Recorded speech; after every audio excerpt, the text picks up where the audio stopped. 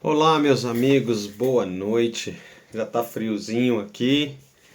Estou trabalhando, mas parei um minuto para gravar esse vídeo. Como é que vocês estão? Como é que vocês estão gostando dos vídeos? Lembrando que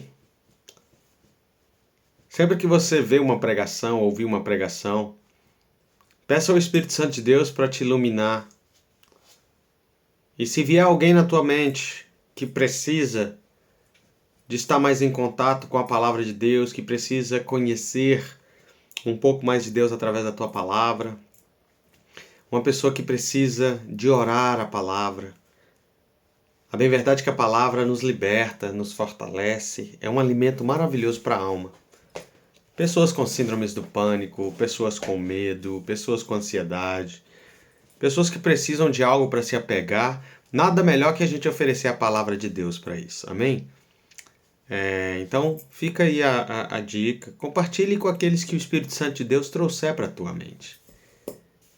Hoje eu gostaria de falar de um assunto muito interessante. O Senhor mais uma vez hoje me deu esta inspiração, o Espírito Santo de Deus.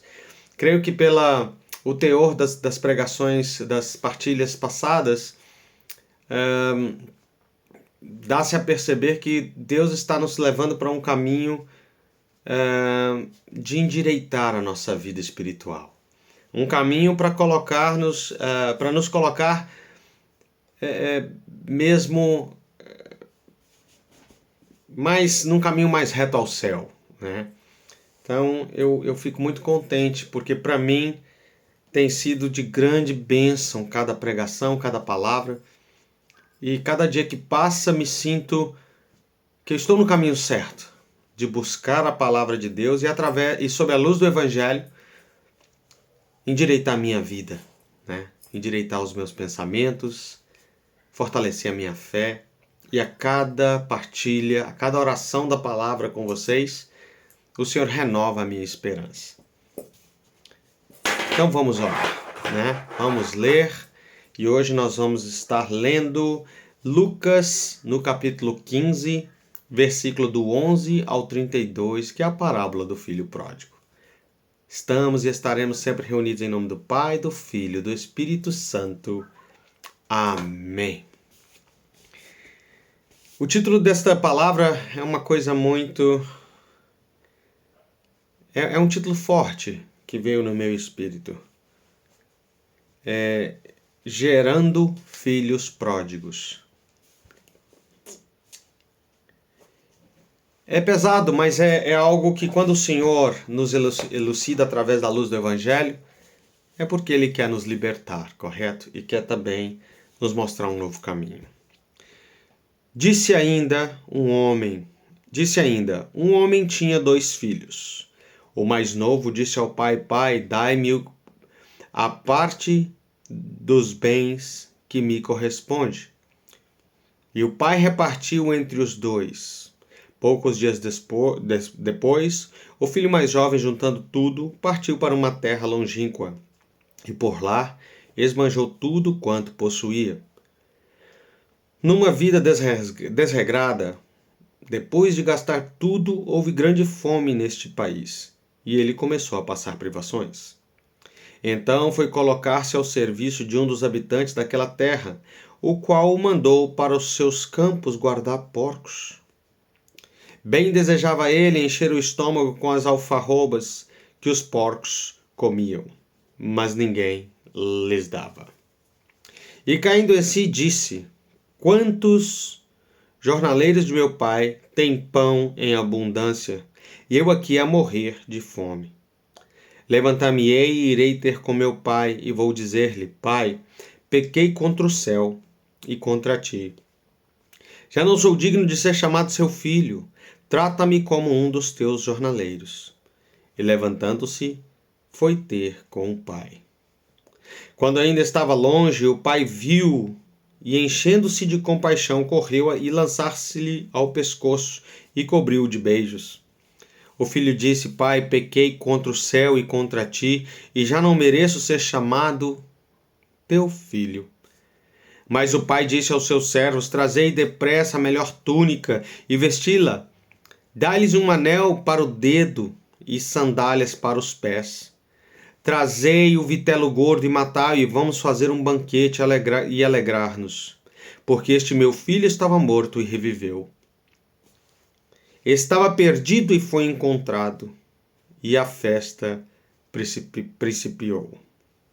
Ora, o filho mais velho estava no campo. Quando regressou, ao aproximar-se da casa, ouviu a música e as danças. Chamou um dos servos e perguntou-lhe: o que é aquilo?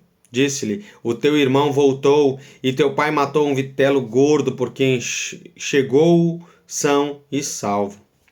Encolarizado, não queria entrar, mas o seu pai, saindo, suplicava-lhes que entrasse. Respondeu ao pai: há já tantos anos que te sirvo, sem nunca transgredir uma ordem tua, e nunca me deste um cabrito para fazer uma festa com os meus amigos? E agora, ao chegar este teu filho, que gastou os teus bens com meretrizes, mata-lhes o vitelo gordo?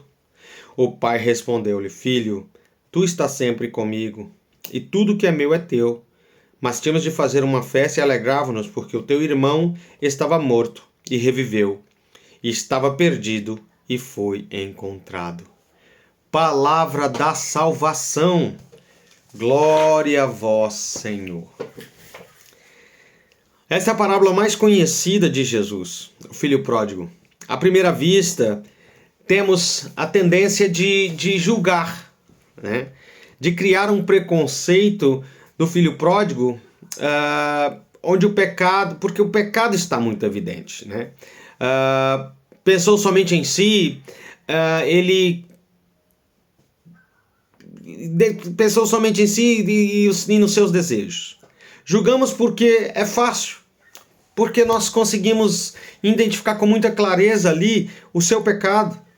Está muito à vista a forma que ele queria viver e a forma que ele escolheu viver, afastando-se do Pai. Eu estou afastando do Pai porque eu quero. Era uma decisão do filho.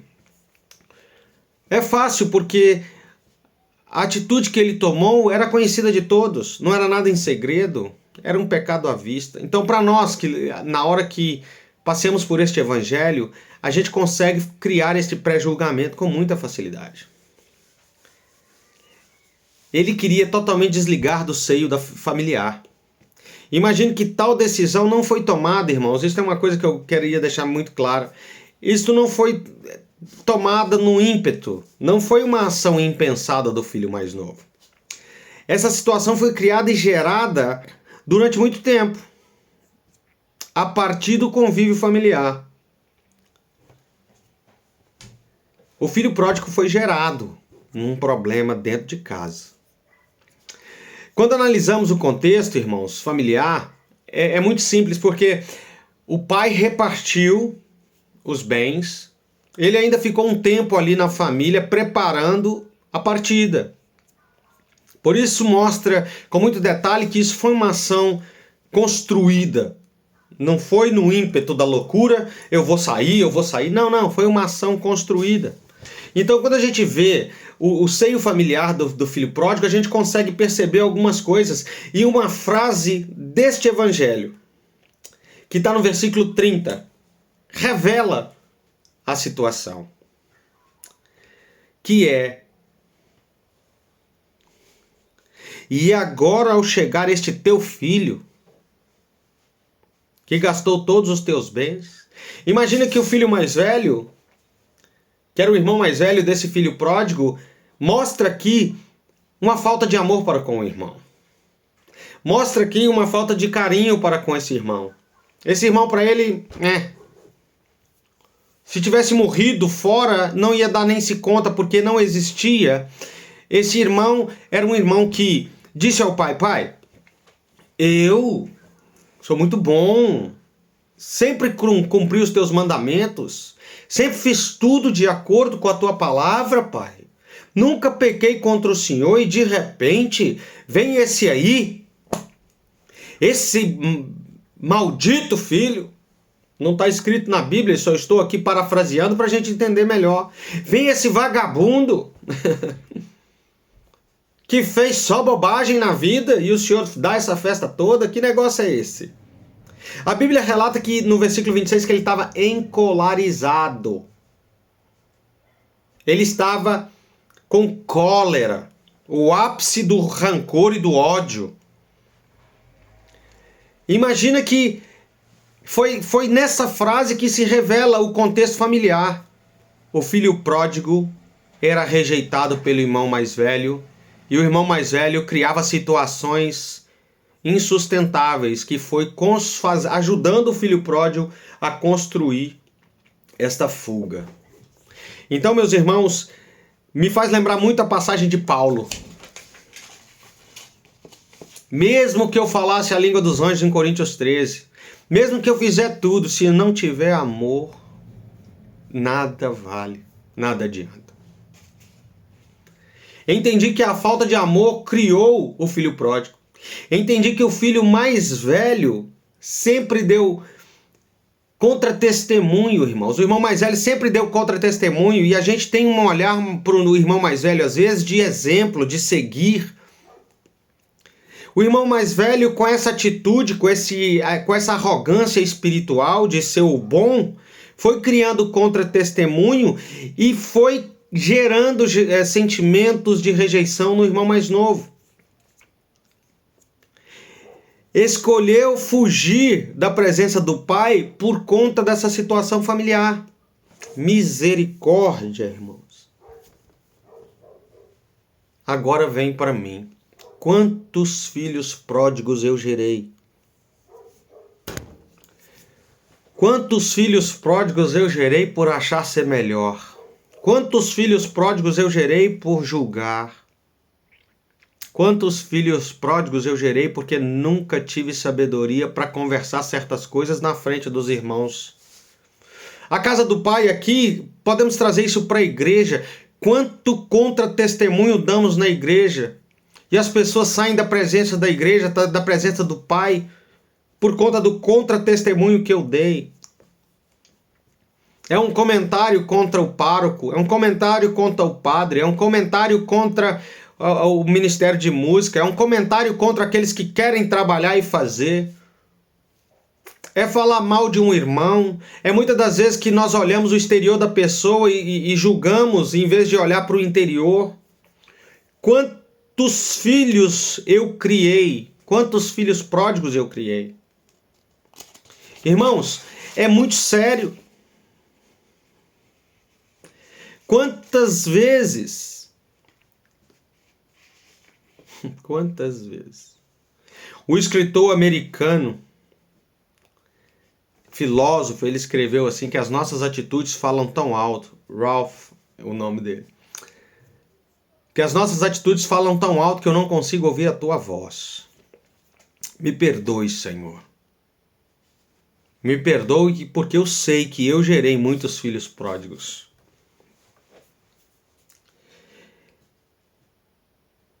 Me perdoe, Senhor, quando deixei de amar o meu próximo.